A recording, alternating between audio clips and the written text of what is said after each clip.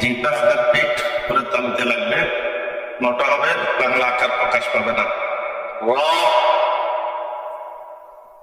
সা, এই হরফটি বলতে কিছুটা লিক বা মানসার আওয়াজের মতো আওয়াজ হবে, এখানে পরিমাণ লম্বা হবে, বাংলায় অন্তস্থ জ প্রকাশ হবে। সা,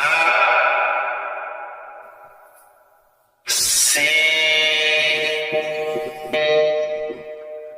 চার লিপ টানতে হবে, লিপ ফাংশনে আওয়াজ হবে, জিহ্বার আগে আর নিচের দাঁতের আগে